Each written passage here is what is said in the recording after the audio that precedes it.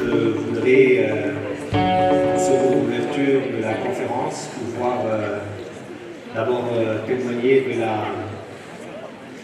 du parcours impressionnant de l'université qui, il y a quelques années, était tout simplement un projet peut-être sur papier, et grâce à la vision éclairée de Sa Majesté, aux actions conjuguées des acteurs, et surtout un leadership indiscutable de son président et de tout le staff et du corps professoral, vous avez pu réaliser l'irréalisable.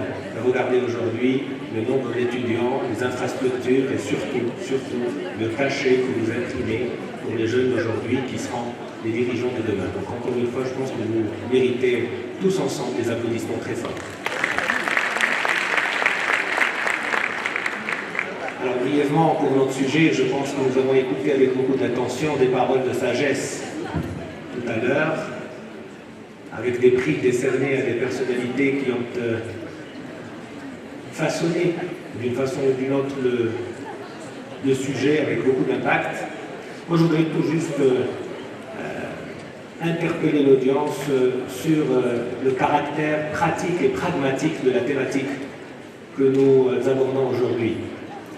Parce que beaucoup de gens peuvent croire, à mon avis à tort, que la paix, la tolérance, la construction de la confiance, ce sont des paroles d'élite réunies dans un forum pour pouvoir échanger de belles paroles avec une déconnexion et peut-être avec la réalité que nous vivons tous les jours dans le monde entier, avec cette conflictualité grandissante entre les acteurs de quelque niveau qu'ils soient.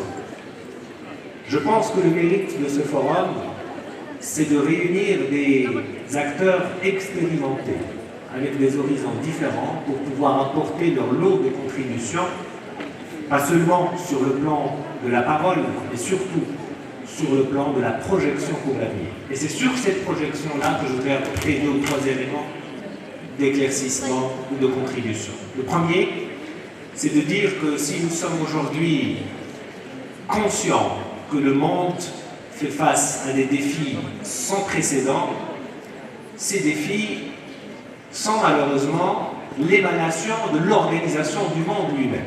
En d'autres termes, l'État, qui est la construction la plus aboutie depuis 2 siècles dans le monde entier, a été érigé.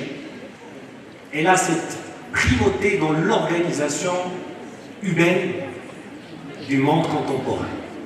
Et ce construit, ou cette construction, cet arrangement institutionnel qu'est l'État, peut poser problème aujourd'hui quand il est déconnecté de sa population qui, elle, façonne la dynamique de la société.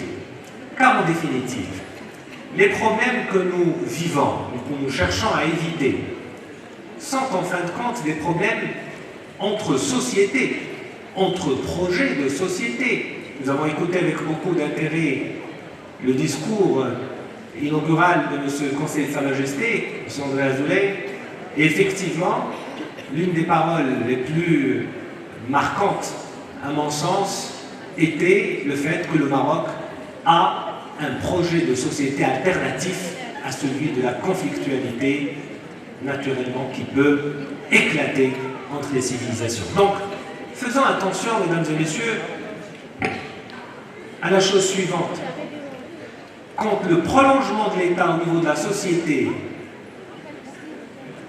présente beaucoup d'imperfections, beaucoup d'asymétrie, pour reprendre des termes d'académiciens, cela présente un danger par rapport à l'action collective qui peut engendrer cette conflictualité, qui peut menacer la paix.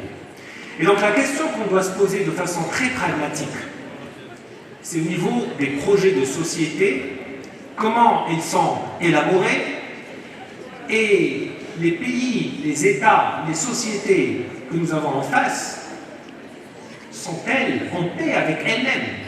Parce que vouloir prétendre reconstruire la confiance et la paix dans le monde sans être en paix avec soi-même relève à mon avis de la chimère et de l'ambition démesurée. Alors, grâce au leadership de Sa Majesté, que Dieu l'assiste, et à la perpétuité de la tradition marocaine en matière de pluralité politique, en matière de présence syndicale, nous avons érigé d'abord notre modèle interne que nous cherchons à fortifier de plus en plus, en matérialisant de façon claire un choix démocratique.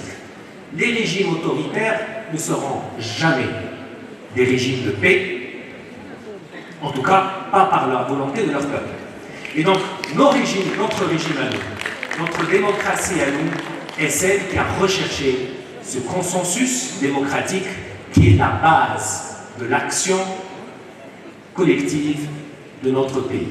Je ne voudrais pas prendre beaucoup de temps, mais je voudrais juste qu'on s'assure qu'aux côtés des grands concepts issus de préceptes des trois religions monothéistes, notamment, nous prenons le temps d'asseoir ces concepts sur une organisation sociale forte, sur des curricula, des méthodes d'enseignement et des valeurs. La deuxième et dernière chose que je voulais dire, j'ai écouté avec beaucoup d'intérêt ce qui s'est dit ce matin. Un mot m'a interpellé, c'est celui des valeurs.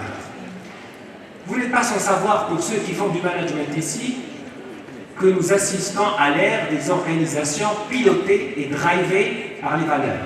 Value-driven organizations.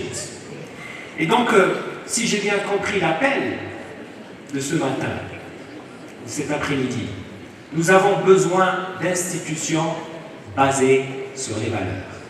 Et charge à nous de trouver le chemin pour construire des institutions basées sur les valeurs. Des valeurs qui peuvent s'opposer aux intérêts, mesdames et messieurs. Car des fois, les intérêts que nous défendons sont court-termistes et ils ne laissent pas forcément l'espace aux autres pour pouvoir s'exprimer.